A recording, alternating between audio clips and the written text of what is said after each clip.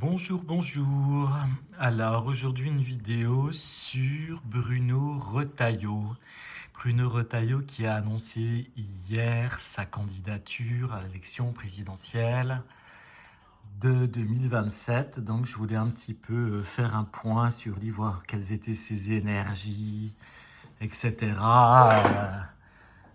Voir si c'est un candidat qui tient la route ou pas. Donc voilà, on va faire un petit tirage sur Bruno Retailleau. Qu'est-ce que j'ai? Au-dessus de tout ça, j'ai le diable avec le battleur. Alors ça c'est assez intéressant parce que ça peut nous montrer quelqu'un qui est beaucoup plus qui a beaucoup plus de vitalité qu'il en a l'air, qui peut être assez rusé, assez intelligent, qui peut aussi donner l'impression de calme dans une atmosphère un peu chaotique. Donc c'est plutôt pas mal pour lui en fait ce tirage là. Il peut aussi, avec le battleur, incarner une forme de renouveau.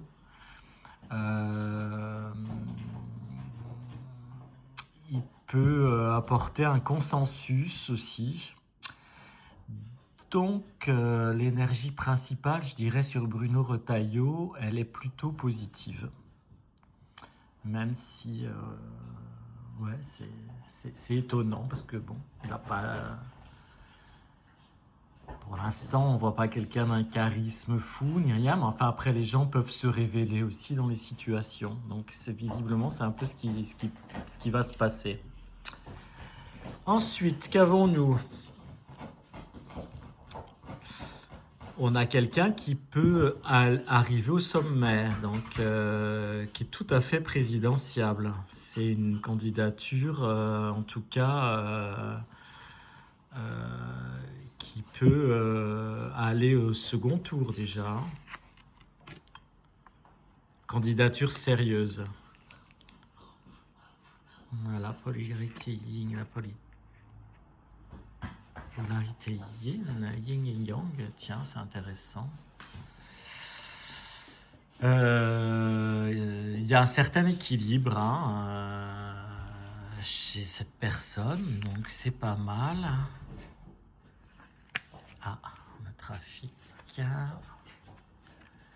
la méchanceté. Donc bien sûr, on va lui mettre quand même des sacrés bâtons dans les roues, ce monsieur Retailleau. Ça c'est habituel, hein. Surtout que il doit pas faire l'unanimité dans son propre camp. En plus, les médias, il plaît pas trop aux médias, donc effectivement, à mon avis, il a intérêt à être costaud.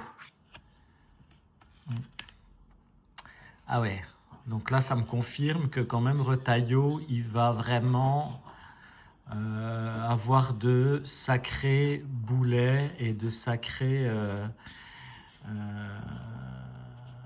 ennemis, je dirais même au sein de son parti, hein, où on va faire beaucoup de choses pour l'empêcher d'aller très loin.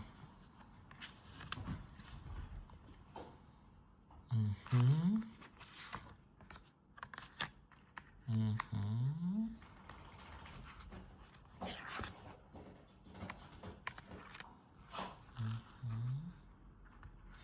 Alors ici, moi je vois quelqu'un quand même qui est assez habile pour être dans les rouages politiques, les rouages aussi liés à la finance. Donc qui n'est pas isolé quand même.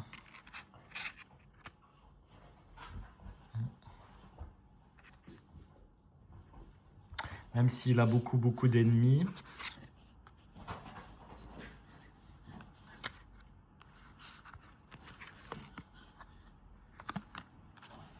Il a beaucoup d'ennemis, mais il peut avoir de sacrés appuis également. Donc ça s'équilibre, je dirais.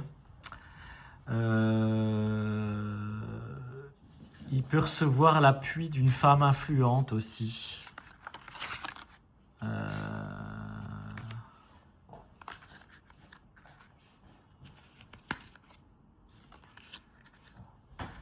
Et d'un homme influent aussi. Donc ouais, il y a quand même des appuis. Je pense que c'est pas quelqu'un qui se présente comme ça à la légère, visiblement. Parce qu'il y a pas mal de choses qui ont été calculées, qui ont été anticipées, etc.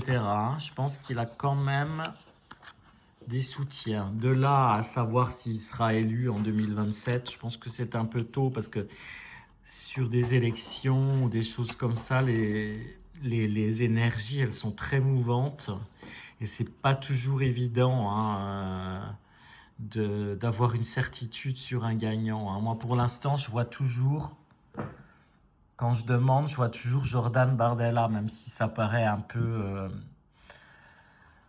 voilà, je suis un peu sceptique, mais pour l'instant, moi, c'est la réponse que j'ai concernant les élections 2027. Mais cela dit, je sais que ça peut changer, donc je ne prends pas vraiment au pied de la lettre.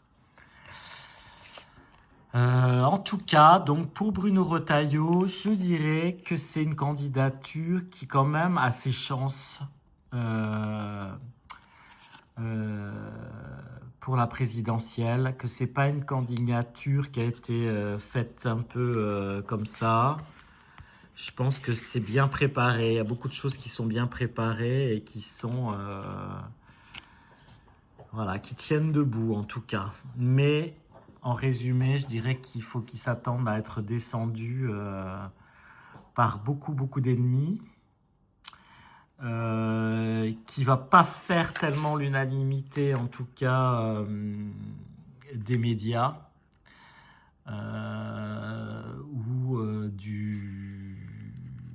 voilà, du côté un peu people hein, français. Donc de ce côté-là, il va pas avoir beaucoup de soutien. Je dirais qu'il a des soutiens qui sont plus cachés, hein, peut-être dans les finances, dans d'autres politiques.